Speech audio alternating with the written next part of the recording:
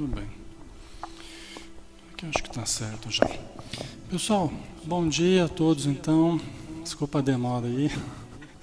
Aqui a gente tem que jogar, cabecear, cruzar, defender.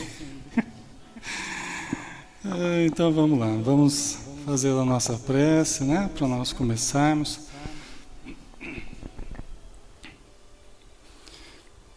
Elevando o nosso pensamento, nosso querido Mestre Jesus, e buscando a sintonia com os espíritos amigos que aqui estão, cheios de amor para nos envolver, para nos auxiliar, para que todos tenhamos saúde, paz, harmonia interior. Abençoa, Senhor, todos os irmãos necessitados que se aglomeram em torno de nós, espiritualmente. Também no plano material, todos nós que aqui estamos, que somos também necessitados. Abençoa, Senhor, os nomes no caderno de preces e todos aqueles que estão nos nossos pensamentos, que sabemos em dificuldade, que sabemos estarem passando por momentos mais difíceis, mas que possam as soluções do alto também surgirem providencialmente, para que tudo se acerte, para que tudo se harmonize, para que o bem se estabeleça. Abençoa, Senhor, o nosso estudo e que possamos aproveitar mais e mais a cada dia dos ensinamentos que a doutrina espírita nos fornece, nos proporciona, através dos livros, palestras, através dos ensinos que os Espíritos nos dão, vindos de toda parte, como uma bênção de luz a jorrar do alto, incessantemente. Que possamos, Senhor, descobrir a presença divina dentro de nós e a cada dia desenvolvermos mais e mais, acendendo a nossa própria luz. Obrigado por tudo, Senhor. Que assim seja.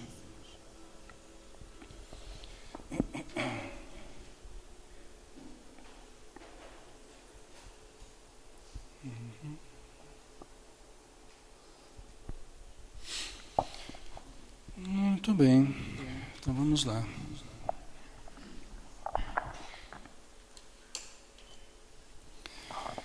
Como nós decidimos de fazer o programa terapêutico no segundo domingo de cada mês, então nós vamos fazer hoje nossa segunda reflexão, né, a respeito desses pontos. Deixa eu só ver uma coisinha aqui, peraí.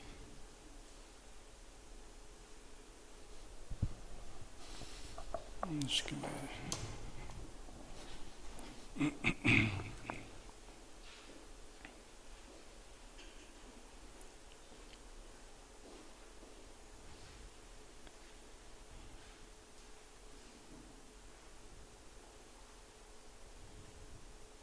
Isso, agora vai ficar bom.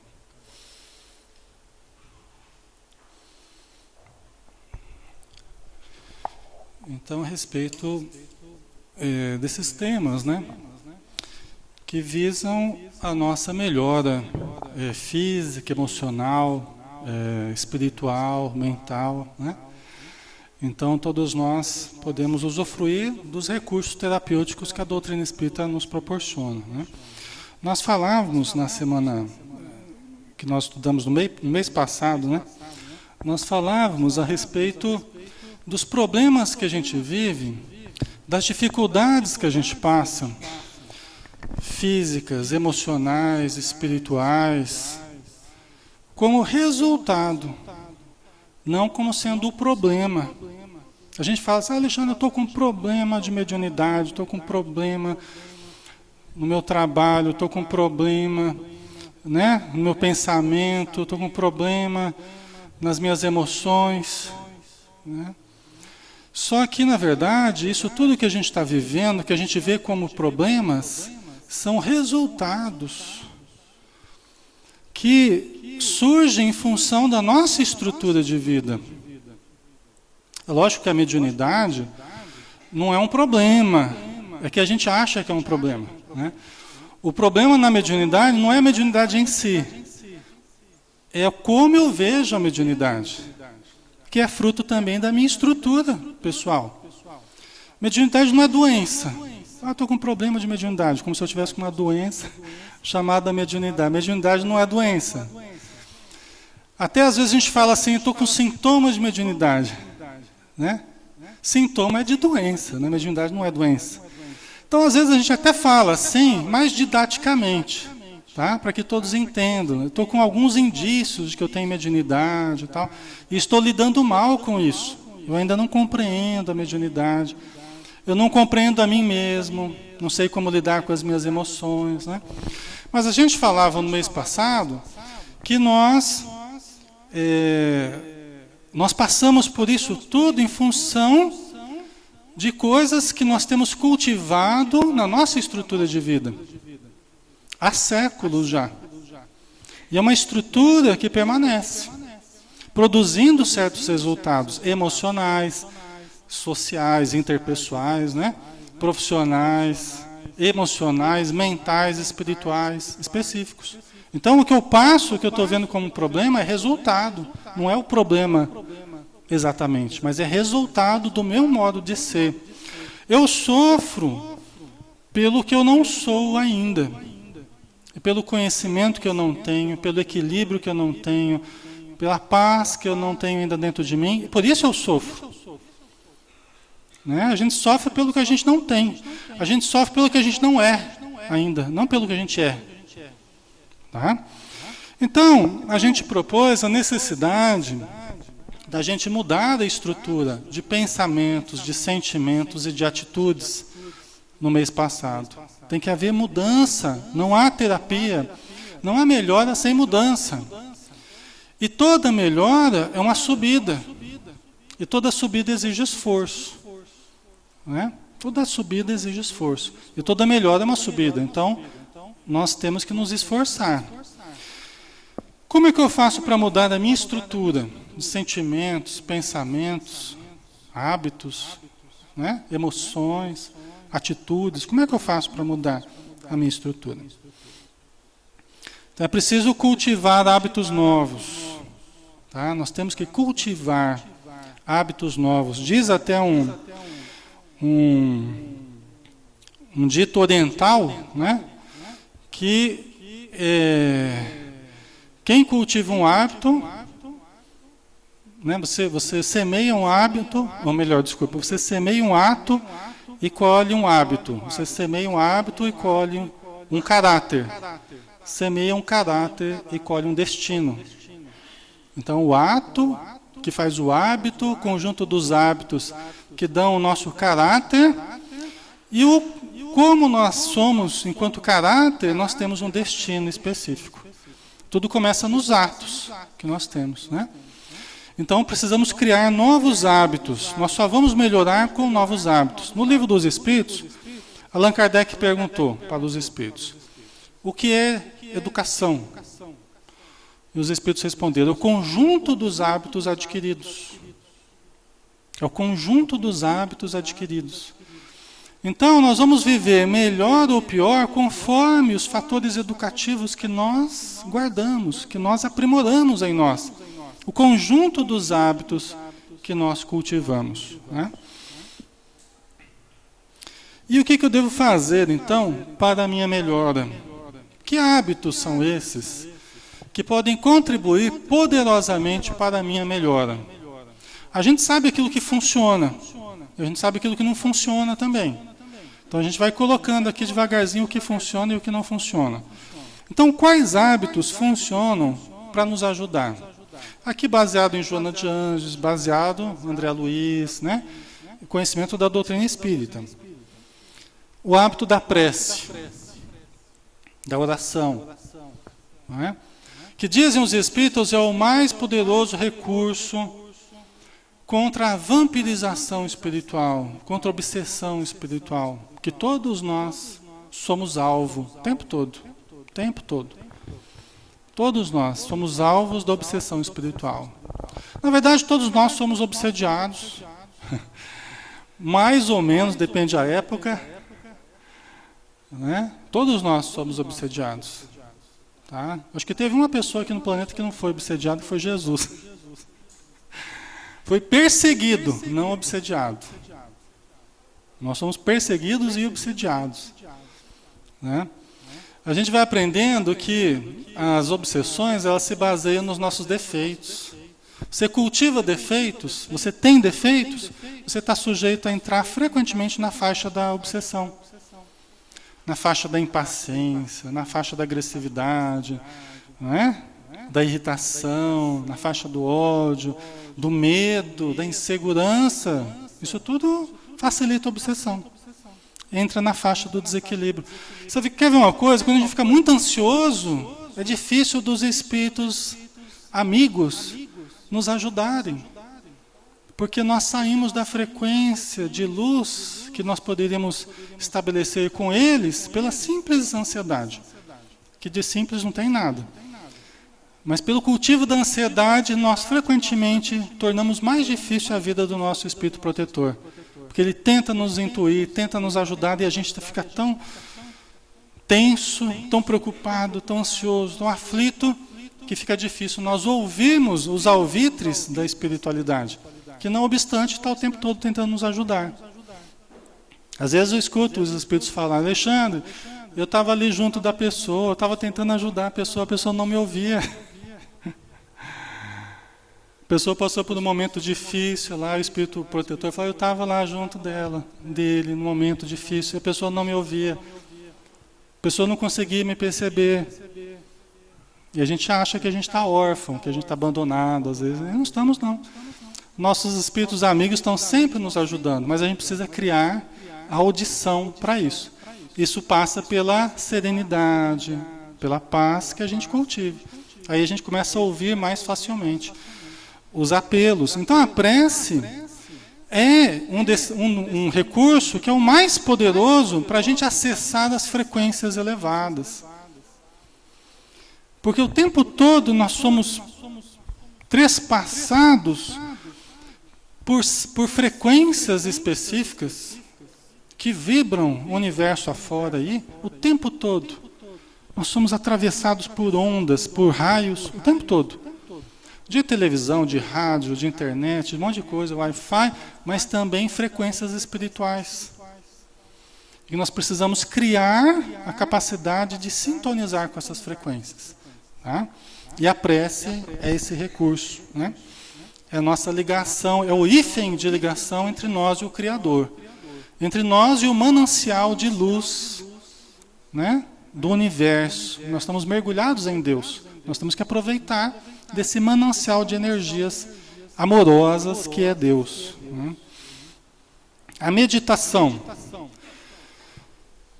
né, que todos vocês adoram, quando vocês vão fazer, vocês conseguem fazer direitinho, limpar o pensamento, silenciar a mente, acalmar as emoções, os pensamentos, não é? Todo mundo aqui consegue, não consegue? Não é facinho, facinho? É facinho, pessoal, né? Então, o exercício da meditação, o que é a meditação? Não é a gente ficar pensando: Alexandre, eu estava meditando lá. Não, você estava lá refletindo, você estava analisando, não estava meditando. Meditar é você silenciar a mente. Alexandre, eu não consigo silenciar a mente. Né? Silenciar a mente como um objetivo final, como um estágio avançado já. Mas só a busca do silêncio mental, só a busca do exercício já vai trazendo bem-estar para nós.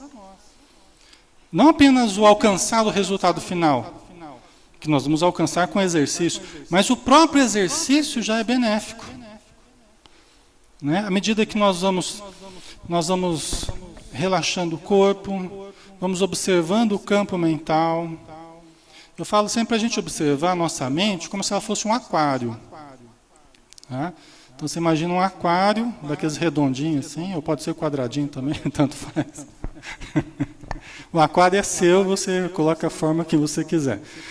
E aí tem os pensamentos lá no aquário, que são os peixinhos que estão lá nadando. Né? Veja, você não é os peixinhos. E você não é, muito menos o aquário. Você é aquele que observa os peixinhos e o próprio aquário. Concordam? Então, essa distinção ela é importante. Eu não sou os meus pensamentos. Meus pensamentos ocorrem em mim. Mas eu sou aquele que observa os próprios pensamentos. Ok? Às vezes a pessoa fala assim, Alexandre, eu não controlo os meus pensamentos, eles vêm, não consigo dominar. Por quê? Porque eu estou muito grudado nos pensamentos. Eu acho que eu sou eles. Né? Estou grudado. Vem um certo pensamento e eu já grudo nele e já fico aflito com aquele pensamento. A gente começa a observar bem isso na meditação. Então você está tentando silenciar, acalmar a mente, né? De repente vem a lembrança de algo, vem uma imagem ou uma palavra. Se você não perceber a importância de se distinguir desse pensamento, você já começa a grudar nele. Ai meu Deus, tem que fazer tal coisa no trabalho. Né? Já saiu da meditação. Você já grudou no pensamento. Então a meditação vai fazendo com que a gente vá desgrudando dos pensamentos. A gente vai, como a gente diz, se desidentificando dos conteúdos psíquicos. E à medida que nós vamos nos desidentificando, nós vamos acalmando a mente. Nós vamos silenciando. Vem o pensamento, você olha, oi, tudo bem, tudo bom? Deixa ir embora. Aí vem outro pensamento, se observa. Não tentando reprimir o pensamento, mas apenas ficando na posição do observador. Essa posição do observador é muito interessante, porque no dia a dia, facilmente, não apenas a gente gruda nos pensamentos e já começa a atuar. A gente gruda nas confusões também, em casa, no trabalho, a gente gruda. Tem duas pessoas discutindo lá, a gente... Tá querendo ficar de fora, daqui a pouco você entra, você entra no meio da confusão, você vai para ajudar, daqui a pouco você faz parte do fenômeno já. Você já se identificou totalmente com a coisa, já grudou naquela confusão e daqui a pouco você já está mais desequilibrado do que os dois que você ia ajudar, não é? Então, a observação, a capacidade de nós nos desidentificarmos, não significa indiferença, descaso, negligência, nada disso. Significa nós começarmos a exercitar a capacidade de nos equilibrar emocionalmente. Não atuarmos imediatamente nas coisas. Observarmos para agirmos melhor. Né? Os Espíritos falam, meditação para a ação. Né? Quer dizer, meditarmos para mais tranquilamente agirmos com acerto. Né? Acho que o senhor ia falar com a gente está sem microfone, só fala rapidinho isso. Certo. Uhum.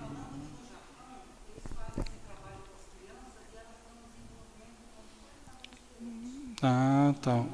Usando a meditação, o desenvolvimento das crianças acaba sendo melhor, né? Conforme a matéria que a senhora viu, né? Que era no Japão, isso aí. Então, vão surgindo pesquisas, né? Os médicos vão usando, vão recomendando cada vez mais a meditação. Então, é muito bom mesmo, né? Então, a meditação limpando a mente e abrindo espaços interiores. A gente vai se desidentificando do lixo mental que a gente guarda, porque é muito identificados com um monte de bobagens que a mídia nos propõe, que as conversas à toa nos propõem, que, não é, pessoal? Quanta coisa a gente fica ali guardando, conteúdos psíquicos sem nenhuma função. Então é uma espécie de limpeza do HD, vamos dizer assim, desfragmentação do HD, essa manutenção que a gente tem que fazer no HD, nosso HD aqui, o inconsciente, é a meditação. Vai abrindo espaços interiores, facilita o bom funcionamento da nossa máquina, né, que é a nossa mente. Os Espíritos recomendam uns 10 minutinhos por dia, todo dia de meditação. Uns 10 minutinhos. Só sentar numa cadeirinha assim, quadradinho assim, né? Sentar e tentar silenciar. Não precisa colocar música, incenso, não precisa dançar nada, é só fazer nenhum ritual cabalístico, não precisa fazer nada. Só sentar, silenciar, buscar o silêncio mental, tá? É de grande auxílio. A leitura e a reflexão. Olha quantos hábitos bons a gente pode criar. Quem tem o hábito de leitura, de ler livros, levanta a mão aqui. Tem hábito assim, ó, bastante gente, hein? Isso é bom, não é? A leitura é uma das melhores terapias que nós temos. A leitura elevada. Olha, a leitura coloca a gente no eixo. Quando você está meio fora do eixo, a leitura, junto com meditação, com prece, é maravilhosa. É um recurso extraordinário. Ah, Alexandre, mas eu não tenho o hábito de ler. Começa a ler. Só vamos melhorar com hábitos novos. Por que buscar soluções só apenas dentro do que a gente já faz? Não é? A gente está sofrendo pelo que a gente ainda não faz. Nós estamos padecendo pelo que nós não somos ainda. Então é preciso o esforço de sairmos de dentro do conhecido. A nossa solução não está dentro do quadradinho, está fora desse quadradinho. Não é? Então nós precisamos buscar hábitos novos. Começa com textos pequenos, Minutos de Sabedoria, os livrinhos da Joana de Anjos, Vida Feliz, e vários outros livros pequenininhos. Vai lendo, todo dia lê uma mensagem. Cada minutinho que você tem livre, pega e lê. 5 minutinhos que você lê, 1 minutinho que você lê, pessoal. Vai somando isso no dia a dia e vê quanto tempo bem aproveitado. Né? Então, vamos aproveitar a leitura. Por quê? Porque não é apenas conhecimento que a gente adquire. Quando a gente está lendo, nós estamos nos envolvendo em luz. Quando a leitura é elevada, os espíritos amigos estão aplicando passes em nós. A gente sente as vibrações percorrendo o nosso corpo. A gente sente intuições que surgem na nossa mente na hora da leitura. Até algumas soluções que a gente precisa. Às vezes a gente fica pensando no problema, quando você se desliga do problema e começa a ler, de repente vem a solução para aquilo que você estava precisando. Né? O relaxamento e a mentalização. Né? Relaxar fisicamente. É importante? É fundamental. Você sabe que a neurose ela tem um conteúdo psíquico e ela tem um conteúdo físico também. A neurose é no corpo, a depressão no corpo, a ansiedade no corpo. São manifestações que alcançam as células físicas, alcançam o sistema nervoso, alcançam os músculos, os nervos, tensionam. A gente não fica aí, às vezes, o tempo todo tensionado pelas pressões financeiras, profissionais, familiares. Não é? Quem faz atividade física percebe. Às vezes, numa semana, você faz alguns exercícios numa boa, de repente, você passa uma semana meio turbulenta, você vai fazer de novo o mesmo exercício físico, parece que o músculo está duro, o corpo está duro, não é? São as tensões que a gente acumula. É a neurose no corpo. Colocar o corpo em terapia, relaxar, atividade física, relaxamento, é fundamental. Por quê? Quando a gente relaxa, nós temos uma vasodilatação no nosso corpo. Ao invés da gente se preparar para a briga, quando a gente está tenso, que é um mecanismo instintivo de ataque e fuga, de defesa, que a gente guarda faz muitos milhares de anos, né? Quando a gente relaxa, nosso corpo percebe que está tudo bem. Entram algumas substâncias na corrente sanguínea e ajudam na vasodilatação. A pressão melhora, a pressão arterial melhora. É um eficiente método de auxílio no controle da pressão arterial. Principalmente para quem não pode tomar muito remédio para a pressão. Né? O relaxamento ajuda muito. Tá? Tem até um professor de Harvard que escreveu um livro muito interessante que é Medicina Espiritual. Ele não é espírita, nada, né? E é professor de medicina de Harvard. Um livro só falando sobre o relaxamento, a resposta de relaxamento que ele chama. Não é? Então provoca inúmeros bem-estares para nós, inúmeras melhoras para a nossa saúde física, né? A gente sabe, e os espíritos têm falado também, que as doenças são o resultado dos bloqueios de energia. Se você tem certa parte do seu corpo tensionada, você tem a diminuição do fluxo energético, da energia vital naquela parte do corpo. Então aquela parte do corpo ela passa a estar mais propensa à manifestação de doenças variadas. Tá? Quando a gente relaxa, o fluxo energético chega a todas as partes do corpo mais facilmente, o que gera uma saúde maior. E a mentalização. Junto com o relaxamento, nós podemos praticar a mentalização. A Joana de Ângeles, ela nos sugere que nós nos projetemos no futuro. A situação está difícil no presente? Imagina um futuro do jeito que você quer. Imagina você já tendo superado aquela dificuldade atual que você está passando. Está desempregado? Imagina que você está trabalhando num emprego gostoso, num emprego que você ganha o que você precisa, ou que você tem pessoas amigas em torno de você. Mentaliza isso. Você está doente? Imagina, projeta-se no tempo, imagina você saudável, já tendo superado aquela doença com a qual você está lutando hoje. Seja ela qual for. Não é? Então ela diz, você se projeta no tempo e traz para o presente.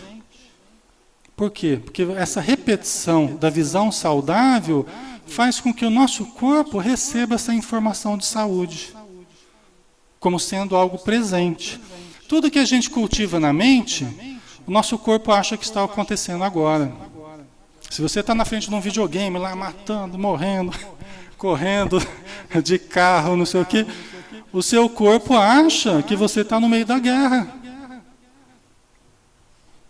Viu vocês que ficam aí brincando de videogame aí? Estou brincando, mas hoje em dia o jogo nunca esteve tão disseminado como tem hoje, né? Como está hoje, né? O nosso corpo acha que nós estamos no meio da guerra, que nós estamos fugindo da polícia, que nós estamos correndo perigo de vida. E ele começa a produzir reações de adrenalina, reações de cortisol e vários outros elementos que causam problemas no nosso organismo. Tá? Então, quando você mentaliza a saúde, você faz o contrário. O seu corpo entende que está tudo bem, que ele pode relaxar. Né? É uma vivência de saúde. Tá? Então, é um outro recurso precioso que a gente pode usar. Né? O Evangelho no lar, por exemplo, é um outro hábito muito importante. A gente quer alcançar melhora, a gente quer alcançar saúde no corpo, na alma, na família, na minha vida. Fazer Evangelho no lar é fundamental. A gente vê que as casas que não têm Evangelho no lar é um entra e sai o tempo todo de espíritos infelizes. Espíritos infelizes, porque eles não encontram barreira nenhuma para adentrar a nossa casa se nós não fazemos o Evangelho no lar. Se a gente não cultiva a oração reta, a leitura elevada. Né? Dizem os espíritos que se a gente mora num prédio e a gente faz um Evangelho no lar, uma leitura do Evangelho, 15, 20 minutos, meia horinha que a gente pega para fazer uma leitura do Evangelho, para conversar um pouquinho sobre o Evangelho, fazer uma prece, colocar uma água fluida. Se a gente mora num apartamento, todo o prédio se ilumina. Beleza, né? Se a gente mora numa casa, todo o quarteirão se beneficia do nosso Evangelho no lar.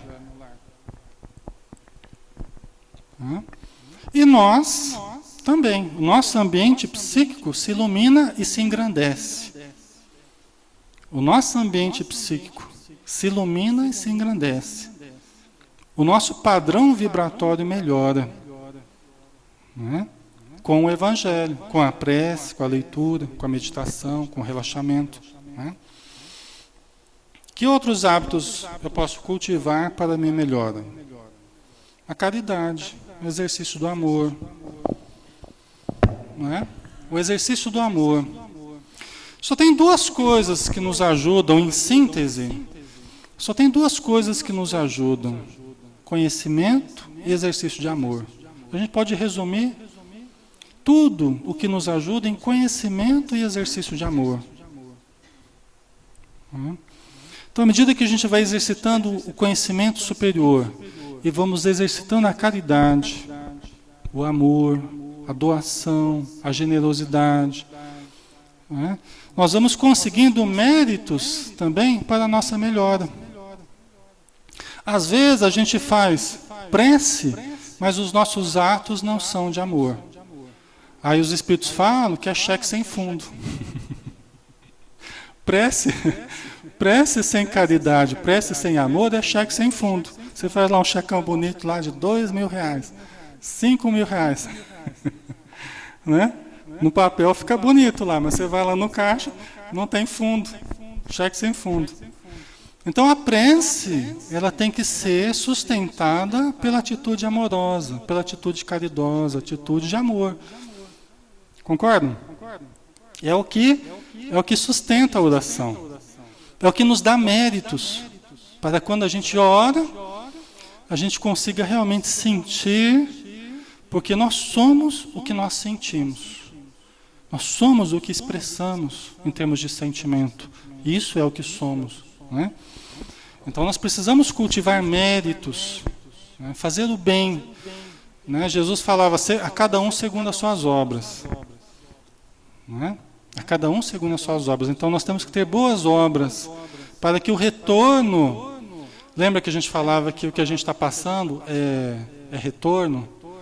É resultado? Então, para que nós tenhamos resultados melhores, nós temos que ter atitudes melhores. Se eu estou colhendo espinhos, não adianta eu brigar com a roseira, não adianta eu brigar...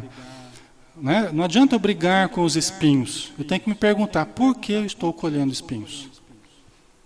E parar de semear espinho. Não é? E tem uns espinhos que a gente semeou lá para trás. E a gente está colhendo ainda alguns espinhos que a gente semeou lá nas outras encarnações. Mas a gente vai ter ainda que sofrer certos resultados. Porém, de agora em diante, vamos semear flores. Vamos mudar a semeadura. Vamos mudar os resultados que nós temos obtido, né? Aí também a gente vê a importância do pensamento positivo. Alexandre, eu sou muito pessimista, eu penso sempre no pior, né? E aí aquilo eu fico aflito com o que eu estou pensando. Se alguém atrasa, eu já acho que sofreu um acidente, eu já acho que, né, está tudo errado. Realmente, pessoal, a gente tem cultivado muito pensamento negativo. É um vício. Aquilo ficou fixado na nossa mente. É um vício. Tá? Que a gente tem que mudar o modo de funcionar da nossa mente. Tem sido muito negativo. Qualquer coisinha a gente já leva para o lado negativo. Levou um prejuízo financeiro, já começa a reclamar, já começa... e agora está tudo, né, perdido. Quando a gente é inseguro, tudo que acontece de ruim, que a gente acha que é ruim e tal, a gente já leva para o lado da insegurança. Já começa a reclamar, já começa a vitimizar, já começa a sofrer, né? Quando a gente é mais seguro, e todos nós devemos cultivar a segurança pessoal, quando acontece uma coisa negativa, eu falo assim, olha, não tem problema. Vamos continuar no caminho certo. O que eu perdi aqui eu vou ganhar lá, o que não deu certo aqui vai dar da próxima. Não é? Não precisa sofrer. Se eu acho que eu errei em certo aspecto, vamos corrigir.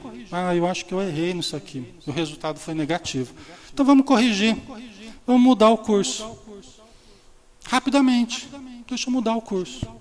Não é? Não tem problema a gente errar. Nós vamos errar muitas vezes ainda. A questão é a gente ficar insistindo no erro. E se vitimizar já é um erro. Ficar se culpando já é um outro erro.